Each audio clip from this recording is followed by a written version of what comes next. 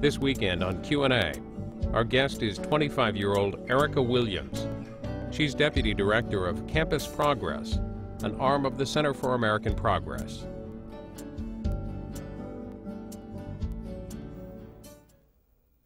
Erica Williams, can you tell me why you think Tavis Smiley invited you to be a part of his State of the Black Union last weekend?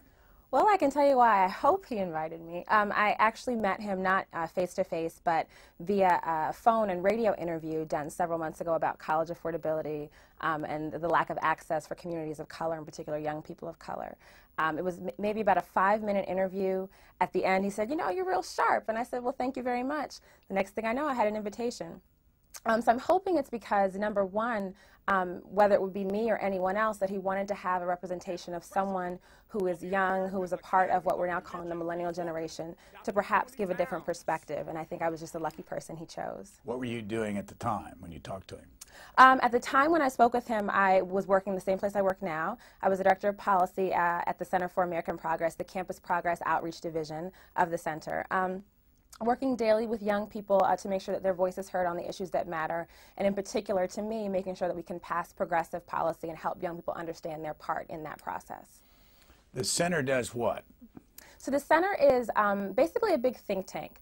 They come up with innovative ideas and policy proposals to again, advance progressive policy issues. So they do a lot of research, working with Congress to be able to give suggestions and recommendations to kind of form the country that we as progressive Americans think we should have. But right now, the head of that was the president's transition leader, John Podesta. Yes, he was, but he's back home. Are you surprised he didn't go into the administration? Grateful. Grateful that he didn't. No, I mean, there was a lot of speculation about whether or not, but he assured us from the very beginning that he would return, and he kept his word.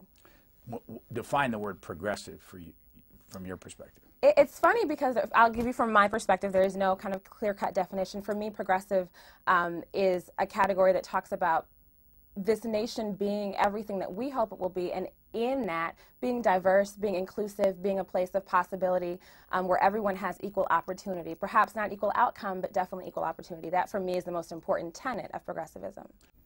What would be first on your list of demands? Ooh, what would be first? I think green jobs is something that I'm really passionate and interested about. Someone else on the panel, Van Jones, who's the executive director of Green for All, also spoke a little bit about this. But the idea that the challenge of our generation, or one of the greatest challenges, is climate change, saving our environment and saving our communities. The reason I'm so inspired by this idea of a green economy and green jobs is that it tackles two major issues that are of importance, particularly to people of color, which is, you know, environment, environmental justice, but also jobs, poverty, the economy, and I think this is such an interesting solution and way to attack both problems. So that would be number one, increased funding for me, for green jobs. Number two, I think more funding for, more federal funding for higher education. It's becoming more and more difficult for young people of all economic backgrounds, but in particular low-income young people, to have access to higher education, which, as for most people in this country, is kind of the entry point to advancing people's status in life, advancing people's economic status and their future. And for our generation, that's something that's really huge and, again, becoming increasingly out of reach for us. Last week we had Matthew Continetti on this network. He's 27 years old. He went to high school out here in Springfield, Virginia. He went to Columbia University. Okay. Ask you the same questions, if you don't mind. How Sure. old are you? 25. Where'd you go to school? Archbishop Spalding High School in Severn, Maryland. So it's in the suburbs? In the suburbs, mm-hmm. Where'd you go to college? University of Maryland, College Park. How did you get there? I mean, what were your interests in high school? What are your parents, what do they do? Well, I'm the daughter of 2 full-time ministers, which I think the clip you just ran to me was really interesting, where I was saying that service isn't the only way, which is ironic because I grew up in a family of civil servants, people who devoted their life to their community through faith and religion. So I grew up in that environment, and when I went to undergrad, I actually started off at the University of North Carolina, Chapel Hill. I wanted to be a journalist. I loved writing, I loved communicating. I wasn't sure if I wanted to be print or broadcast, but I knew I wanted to talk and communicate.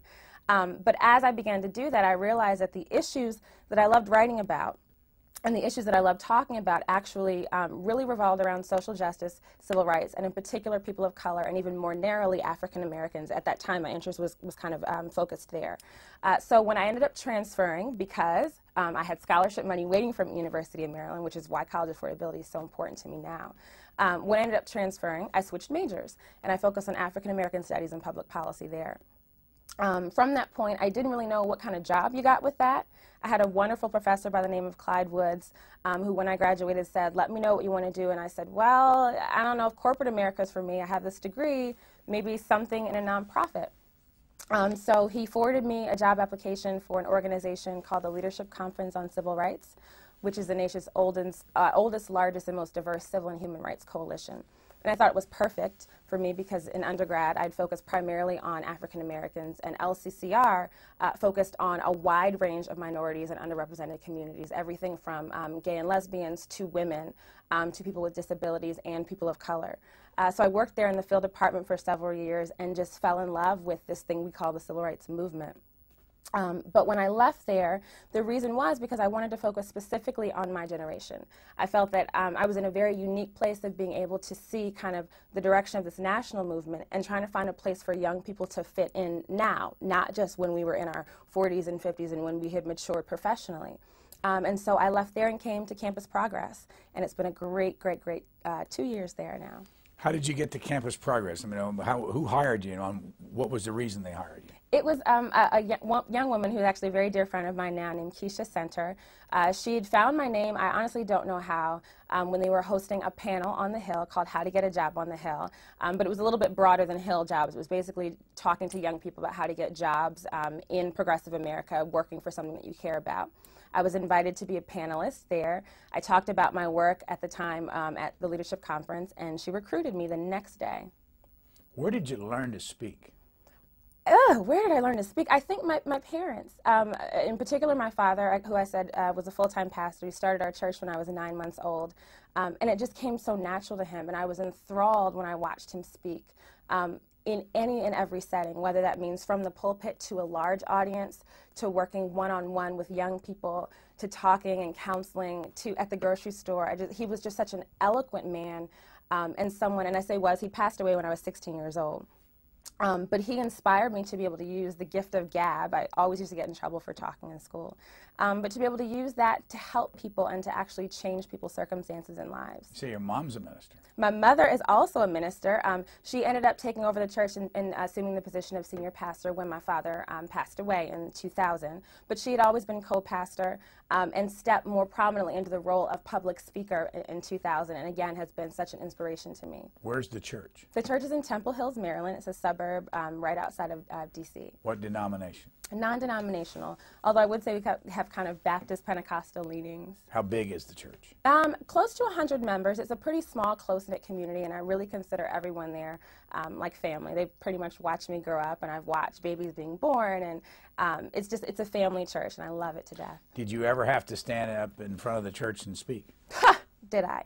I was in front of the church pretty much every Sunday doing anything and everything. I'm also a vocalist, so I was up there singing from the time I was 4. And then when you sing in church, you have to introduce the song, so you have to talk about it. And in church, you don't just say the name of the song, you say what it means and why you chose the song and what you hope people get out of it. And then from there, I did church announcements every week. And from there, I became the youth education ministry director and taught children.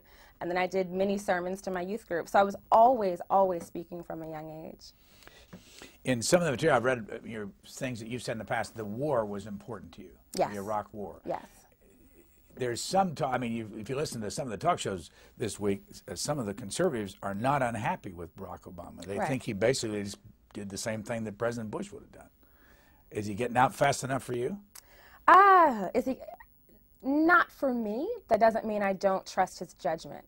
And I think that's the beauty of having a president that you voted for actually in office, is that you can trust. I trust the people that he has around him. Would I like him to get out faster? I believe even faster than he said now, which is what he committed to on the campaign trail. Of course I would. You know, the less time that my peers will be, you know, giving up their lives, the less time that we'll be expending resources there and not here domestically. But again, I trust his judgment. And I trust that when he's come to this decision, it's not because he has reneged on a promise, per se, but that he has evaluated. What he said on the campaign trail is that his goal was to get us out in X amount of months, but he would reevaluate once elected. So, again, I trust his judgment, and I'm waiting to see what happens.